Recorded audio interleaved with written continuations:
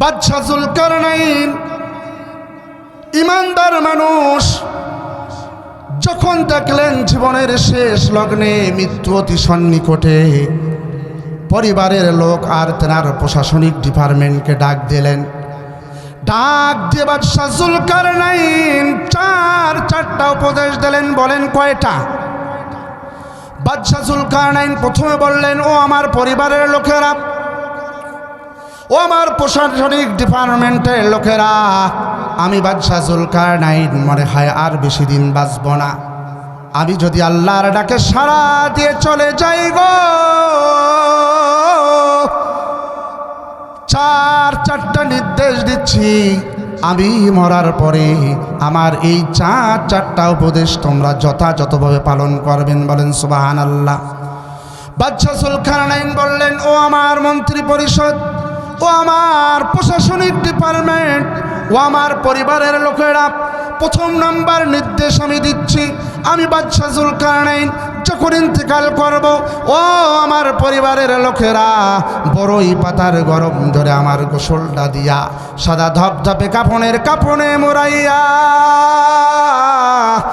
লাশের খাটিয়ায় তুলে যখন জানাজার মাঠে নিবে গো, আমার লাশের খাটিয়া আমার পরিবারের কেউ ধরবে না, আমার প্রশাসনিক ডিপার্টমেন্টের কেউ ধরবে না। আমার লাশের খাটিয়া আমার দেশের যোগ্য অভিজ্ঞ চিকিৎসক কবিরাজ যারা মানুষকে সুস্থ করে, এই মানুষগুলো লাশের খাটিয়া বহন করবে। আল্লাহু আকবার।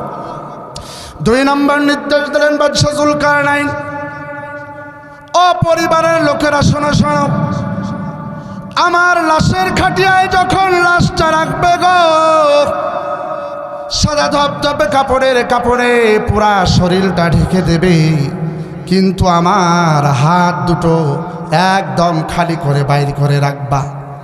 3 নম্বর নির্দেশ দিলেন, যেই দিক দিয়ে আমার লাশের খাটিয়া যাবে রে, লাশের খাটিয়া বহনকারীদের পায়ের নিচে আমার সারা জীবনের অর্জিত স্বর্ণ রৌপ্য টাকা পয়সা গহনাগুলো ছিটায় দিবা। আল্লাহু আকবার। 4 নম্বর নির্দেশ দিলেন বাদশা জুলকারনাইন, আমার লাশের খাটিয়া শহরের গুরুত্বপূর্ণ অলিতে গলিতে ঘোরাবা। ও মুসলমান শোনো, কেমনে আল্লাহর প্রিয় বান্দারা এই হায়াতের জিন্দগি পেয়ে পরকালকে প্রাধান্য দিত, কেমনে আল্লাহর প্রিয় বান্দারা এই হায়াতের জিন্দগি পেয়ে মৃত্যুকে ভুলে যায় নাই রে। বাদশা জুলকারনাইনকে জিজ্ঞেস করা হলো, গো বাদশা জুলকারনাইন,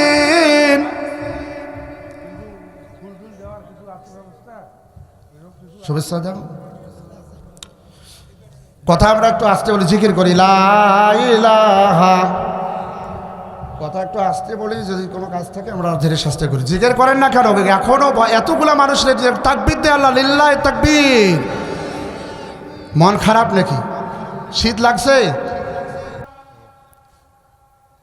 বাদশা জুলকারনাইনকে জিজ্ঞেস করা হলো, বাদশা জুলকারনাইন, কেন গো আপনার লাশের খাটিয়া, কেন আপনার লাশের খাটিয়া আপনার দেশের বড় বড় চিকিৎসক বহন করবে? বাদশা জুলকারনাইন জবাব দিলেন, পৃথিবীবাসী দেখো, অসুস্থ হলে জীবন বাঁচার জন্য যাদের কাছে চিকিৎসা নিতে যায়, তাদের যদি ক্ষমতা থাকতো, পৃথিবীর বাদশাহী যাকে দান করেছিল, আজকে বাদশা জুলকারনাইনের লাশের কফিন সেই চিকিৎসকদের কাঁধে। আল্লাহু আকবার। 2 নম্বর উপদেশ, ও বাদশা জুলকারনাইন, কেন আপনার হাত দুটো টান করে বাইর করে খালি হাতে রাখা হবে? বাদশা জুলকারনাইন জবাব দিলেন, পৃথিবীবাসী এটা দেখো, পৃথিবীর বাদশাহী আল্লাহ যাকে দান করেছিলেন, সারা জীবনে যত কিছু করেছে কোনো কিছুই 2 হাতে নিতে পারে নাই। একদম খালি হাতে বাদশা জুলকারনাইন আজকে কবরে চলে যাচ্ছে। আল্লাহু আকবার। ও মুসলমান ভাইরা, ও পর্দার অন্তরালের মা এবং বোনেরা, বাদশা জুলকারনাইনকে প্রশ্ন করা হলো, কেন গো আপনার লাশের কফিনের নিচে সৈন্যরৌপ্য দামি দামি হীরা জহরতগুলো ছিটানো হবে? বাদশা জুলকারনাইন জবাব দিলেন, পৃথিবীবাসী দেখো, যে সম্পদের জন্য ভাই ভাইকে ঠগাও, ভাই হয়ে বোনের হক তোমরা আদায় করো না, যে সম্পদের জন্য আব্বা আম্মার খবর নাও না গো, যে সম্পদকে গচ্ছিত রাখার জন্য আল্লাহর বিধিবিধান বাদ দিয়ে মানুষের তৈরি করা বিধিবিধানের কাছে মস্তক অবনত করো। ও পৃথিবীবাসী দেখো দেখো, বাদশা জুলকারনাইনের স্বর্ণ রৌপ্য হীরা জহরত টাকা পয়সাগুলো লাশের খাটিয়ার নিচে ছিটানো হচ্ছে, কিন্তু পৃথিবীর বাদশা জুলকারনাইন একটা সম্পদ হেফাজত করার ক্ষমতা নাই। ঠিক কিনা? 3 নাম্বার প্রশ্ন করা হলো, বাদশা কেন গো আপনার লাশটা শহরের গুরুত্বপূর্ণ অলিতে গলিতে ঘোরানো হবে? বাদশা জুলকারনাইন জবাব দিলেন, শহরের গুরুত্বপূর্ণ অলিতে গলিতে ঘোরায় ঘোরায় দেখাও পৃথিবীর বাদশা জুলকারনাইন কবরে চলে যাচ্ছে, শুধু সাদা ধপধপে কাপনের কাপন ছাড়া কিছু নাই, হাতটা একদম খালি, লাশের কফিন ডাক্তার চিকিৎসক কবিরাজের কাঁধে গো। ও পৃথিবী মানুষ, শিক্ষা গ্রহণ করো, যাকে আল্লাহ রাজত্ব দান করেছিল, আল্লাহর কাছে যে মস্তক অবনত করেছিল, তার বিদায়টা কত সুন্দর ছিল। ও মুসলমান ভাইয়েরা, 3টি পয়েন্টের উপর কথা বলতেছিলাম। সাকরাতুল মাউত, মৃত্যুর যন্ত্রণা থেকে আমরা কেউ বাঁচতে পারবো না, ঠিক কিনা? 2 নাম্বার হচ্ছে মৃত্যু, আপনি আমি যেখানে যাই যেখানে থাকি, যতই মরণ থেকে পালাতে চাই, মৃত্যু একদিন আপনাকে আমাকে পাকড়াও করবে। 3 নাম্বার পয়েন্ট ছিল, আল্লাহ তাআলা হায়াতের জিন্দেগি দিয়েছেন, মৃত্যু সৃষ্টি করেছেন। জ্ঞানী যারা মৃত্যুর জন্য প্রস্তুত থাকে তারা। আল্লাহু আকবার। দাদার নাতি গেছে ওয়াজ শুনবার, কি করবে? ওয়াজ শুনতে গিয়ে বক্তা বলেছে যে পবিত্র থাকো, একটা আমল করো, অন্তত পাকে টয়লেট বাথরুমে গেলে প্রসাব পায়খানা করলে ঢিলা কুলুক ব্যবহার করেন। কি গন্ত দেখি? তা বলছে যে যদি কিছুই না পান, এই ধুলা একটু নিয়েও যদি প্রসাব করার পর নেন, তারপরে শরীর পবিত্র হবে, হবে কি না? এখন দাদা সিদ্ধান্ত নিল, ঠিক আছে হুজুরের এই ওয়াজটা আমি আমল করব, আর আমি কোনোদিন প্রসাব করি ঢিলা কুলুক ছাড়া থাকবেন না। তা বৃষ্টি বাদলের দিন, দাদার নাতি হাঁটি যাচ্ছে, তা এমন সময় প্রসাব করে এই ফুরফুরা ধুলা পাইছে, তুলি দিয়া কুলুক ব্যবহার করছে। তা এই যে মাটি নিয়ে কুলুক ব্যবহার করছে, সেটা যে হচ্ছে ওই লাল পিকড়ার মাটি, সেটা তো আর দাদা জানে না। এখন লাল পিকড়া তো ধরছে কামড়ে জায়গা মতন, আর বুড়ার আগ একা, হ্যাঁ এই জন্যে তুমি মৌলবীর কথা শোনো না। মৌলবীর দোষ না মাটি নেওয়ার দোষ? মৌলবী কইছে লাল পিকড়ার মাটি নে, কথা কন না কেন? আজকে আলেম ওলামারা আমাদেরকে বুঝায়, কোরআন হাদিস থেকে উল্টাটা বুঝি, কি কারণ? তাহলে আমরা আলেম ওলামাদের সোজা সবটা কথা বুঝবো না, উল্টাটা বুঝবো? কারা কারা আল্লাহর জমিনে আল্লাহর দ্বীন প্রতিষ্ঠা করতে চান, আলেম ওলামাদের সাথে থাকতে চান, ইসলাম যেখানে, কোরআন যেখানে, ইসলামী বিপ্লব ঘটাতে হবে সেখানে লিল্লাহে তাকবীর, লিল্লাহে তাকবীর। সম্মানিত উপস্থিতি, এবার আসুন আমি আপনাদের সম্মুখে একটা গুরুত্বপূর্ণ আলোচনা করতে চাই।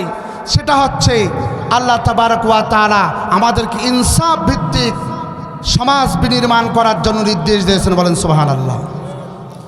আল্লাহ তাবারক ওয়া তাআলা কুরআনুল কারীমের সূরাতুন নাহলের 90 নম্বর আয়াতে বলেন, ইন্নাল্লাহা ইয়া'মুরু বিল আদলি ওয়াল ইহসান ওয়া ইতা'i যিল কুরবা ওয়া ইয়ানহা আনিল ফাহশাই ওয়াল মুনকারি ওয়াল বাগই ইয়াইযুকুম লাআল্লাকুম তাযাক্কারুন। এটা আমাদের পরিচিত আয়াত না? দাঁড়িয়ে কাতার সোজা করুন, সামনের কাতার পূরণ করুন, মোবাইল ফোন থাকলে বন্ধ করুন। এই আয়াতের পর প্রতি জুমায় বলে না? কথা কন না কেন? আল্লাহ সুবহানাহু ওয়া তাআলা সূরাতুন নাহলের ৯০ নম্বর আয়াতে ৩টি নির্দেশ দিয়েছেন আর ৩টি কাজের নিষেধ করেছেন। মুসলমান ভাইয়েরা, এই ৩টি নির্দেশ যদি আমরা মানতে পারি আর ৩টি নিষেধ কাজ থেকে দূরে সরে থাকতে পারি, আল্লাহ রব্বুল আলামিন দুনিয়া এবং পরকাল উভয় জগতে আমাদেরকে সম্মান মর্যাদার উচ্চ আসন দান করবেন। বলেন সুবহানাল্লাহ। আল্লাহ তাবারক ওয়া তাআলা বলেন, ইন্নাল্লাহা ইয়া'মুরু বিল আদলি ওয়াল ইহসান ওয়া ইতা'i যিল কুরবা। আমি আল্লাহ তাআলা নির্দেশ দিচ্ছি, বান্দারে ইনসাফ কায়েম করো, ন্যায় বিচার প্রতিষ্ঠা করো, মানুষের প্রতি দয়া পরশ হও, আর তুমি আত্মীয়তার সম্পর্ক, বন্ধু বান্ধবের সম্পর্ক, সমস্ত সম্পর্কগুলোকে অটুট রাখো। সুবহানাল্লাহ। সমাজের মধ্যে ইনসাফ কায়েম করতে হবে। আল্লাহর নবীর বিশিষ্ট সাহাবী হযরত ওমর রাদিয়াল্লাহু তাআলা আনহুর সন্তান, যেটাকে পঞ্চম খলিফা বলা হয়, হযরতে আব্দুল্লাহ ইবনে ওমর রাদিয়াল্লাহু তাআলা আনহু যখন খলিফতের মসনদে অধিষ্ঠিত হলেন, তেনার কাছে আপেল আসলো বিতরণ করার জন্য। মুসলমান ইনসাফ কাকে বলে দেখেন? কলিজার টুকরা ছোট্ট সন্তান হাঁটি হাঁটি পা পা করে গিয়ে দেখে বাবা আপেল বিতরণ করছে। বলেন তো মুসলমান কি? বাবা নিয়ে যেতে জনগণের মাঝে আপেল দিচ্ছে গো। কলিজার টুকরা সন্তান বাবার বিতরণ করা আপেল থেকে একটা আপেল টান দিয়ে দিয়ে মুখে কামড় দিয়েছে। আর সেখানে আপেল আব্দুল্লাহ ইবনে ওমর রাদিয়াল্লাহু তাআলা আনহু কলিজার টুকরা সন্তানের হাত থেকে আপেলটা ঝটকায় নিয়া সেই খাসার মধ্যে রেখে দিছে আর বলছে, বাবা যাও বাড়ির মধ্যে তোমার মায়ের কাছে গিয়ে বলো, মা আমাকে আপেল দাও। আল্লাহু আকবার। যখন আপেল বিতরণ শেষ হয়, ইনসাফ কাকে বলে দেখেন? হযরত আব্দুল্লাহ ইবনে ওমর নিজের পাঞ্জাবিটা ঝাড়তেছেন। অনন্য মানুষরা জিজ্ঞেস করলো, ও আব্দুল্লাহ ইবনে ওমর খলিফা, আপনি পাঞ্জাবি ঝাড়তেছেন কেন? হযরত আব্দুল্লাহ ইবনে ওমর জবাব দিলেন, ও আমার দেশের জনগণ, শোনো শোনো, এই আপেল আপনাদের, আপনাদের হক। এই আপেলের ধুলা মাটি কণাও যেন আমার পাঞ্জাবিতে না লাগে, এজন্য আমি ঝেড়ে ফেলে দিচ্ছি, এজন্য আমি ঝেড়ে ফেলে দিচ্ছি। বলেন আল্লাহু আকবার। ইনসাফ কাকে বলে? আদাল কাকে বলে? ন্যায় নিষ্ঠা কাকে বলে? আব্দুল্লাহ ইবনে ওমর যখন বাসায় গেলেন, যে দেখছেন কলিজার টুকরা সন্তান আপেল খাচ্ছে, বিবিকে ডাক দিয়ে বললেন, বিবি রে, বাড়িতে তো টাকা পয়সা ছিল না, আপেল ছিল না, সন্তান কোথায় আপেল পেল? আব্দুল্লাহ ইবনে ওমরের স্ত্রী বললেন, তুমি বাবা হয়ে কলিজার টুকরা সন্তানের হাত থেকে আপেলটা কেড়ে নিতে পারো, কিন্তু আমি মা, ও মা গো, একটু নজর দেন, মা কাকে বলে? হযরত আব্দুল্লাহ ইবনে ওমরের স্ত্রী বলছেন, তুমি বাবা হয়ে হয়তো সন্তানের হাত থেকে আপেলটা কেড়ে নিতে পারো, কিন্তু আমি মা কেমনে সন্তানের এই কান্না সহ্য করি? আমি কষ্ট করে বাবার বাসা থেকে যে সম্পদ এনেছিলাম, সেখান থেকে আমি আমার সন্তানের হাতে আপেল নিয়ে এসে দিয়েছি। জোরে বলেন সুবহানাল্লাহ। আর জোরে বলেন সুবহানাল্লাহ। আর আমরা নিজের বোনকে ঠগাই, নিজের ভাইকে ঠগাই, প্রতিবেশীকে ঠগাই, সমস্ত মানুষকে ঠগে ঠগে হজত যাই না? যে আবার শয়তানও ঢালাই। শয়তান কয় আমি একটা ভুল করি শয়তান হইলাম, আর তুই দুনিয়ার অকাম কুকাম করিয়া শিয়ে আমাকে এটে ঢালাইস নাকি? কথা কন না কেন? এ মুসলমান, সময় এসেছে স্বাধীন সার্বভৌম দেশে কে দল, কে কোন দল করে এটা আমাদের দেখার বিষয় নয়। আওয়ামী লীগ, বিএনপি, জাতীয় পার্টি, হেফাজত, খেলাফত, চরমনাই, জামাত, যে দল করেন, জমিনটা কার? জোরে বলেন, জমিনটা কার? আইন চলবে কার? কেউ যদি ভুল পথে যায়, কেউ যদি অন্যায় পথে যায়, সে আমার ভাই, সে আমার বোন, তাকে বুঝিয়ে সরিয়ে সাথে নিয়ে জমিনে আল্লাহর আইন আমরা বাস্তবায়ন করব। কথা বলেন ঠিক কিনা? আরে ভাই, আল্লাহর জমিনে আল্লাহর দিন প্রতিষ্ঠার জন্য যদি আমার রসুল পেটে পাথর বাঁধতে পারে, আমার রসুলের দান্দান মুবারক শহীদ হতে পারে, আমার রসুলের গায়ে থুতুরি ক্যাপ করতে পারে, আমার রসুলের শরীর থেকে তাইফের ময়দানে রক্ত ঝরতে পারে, আমার রসুলের পেটের চেয়ে তো আপনার আমার পেট বেশি দামি নয়। কথা বলেন ঠিক কিনা? আমার রসুলের দাঁতের চেয়ে তো আপনার আমার দাঁত বেশি দামি নয়, আমার রসুলের শরীরের চেয়ে তো আপনার আমার শরীর বেশি দামি নয়, আমার শরীর, আমাদের শরীরের রক্ত আল্লাহর রসুলের রক্তের চেয়ে তো বেশি দামি নয়। অতএব আল্লাহর জমিনে আল্লাহর দিন বাস্তবায়নের জন্য প্রয়োজনে স্ত্রী বিধবা হবে, সন্তান ইতিম হবে, বাবা মায়ের কোল খালি হবে, তারপরেও আল্লাহর জমিনে আল্লাহর দিন প্রতিষ্ঠা থেকে বিন্দু পরিমাণ আমরা দূরে সরে যেতে পারি না। কথা বলেন ঠিক কিনা? আরো জোরে বলেন ঠিক কিনা? আমাদের মুসলিম জাতির পিতা ইব্রাহিম আলাইহিস সালাতু ওয়াস সালাম আগুনে নিক্ষিপ্ত হয়েছেন, তারপরেও নমরুদের কাছে মাথা নত করেন নাই। কথা বলেন ঠিক কিনা? আমাদের সাইয়্যিদনা মূসা আলাইহিস সালাতু ওয়াস সালাম সাগরের মধ্যে নিক্ষিপ্ত হয়েছেন, তারপরে ফিরআউনের কাছে মস্তক অবনত করে নাই। আমাদের নবী মুহাম্মদুর রাসূলুল্লাহ সাল্লাল্লাহু আলাইহি ওয়াসাল্লাম নির্মম 3 বছর জেল খেটেছেন শিবে আবু তালেবে, তারপরে আবু জাহিল্লার কাছে মস্তক অবনত করে নাই। আমাদের এই বাংলার সুজলা সুফলা শস্য শ্যামলা জমিনে আমরা দেখেছি আলেমরা ফাঁসির কাষ্টে জ্বলেছে, তারপরেও তাগুতের কাছে মস্তক অবনত করে নাই। অতএব আমরা মুসলমান আর কোনো তন্ত্রমন্ত্র, লেলিন, কালমাক, সালফামেট সহ মানব রচিত আইনের কাছে নিজেদের মস্তক অবনত করব না। কথা বলেন ঠিক কিনা? কারা কারা রাজি আছেন তাকবীর দিয়ে আল্লাহকে দেখান, লিল্লাহি তাকবীর।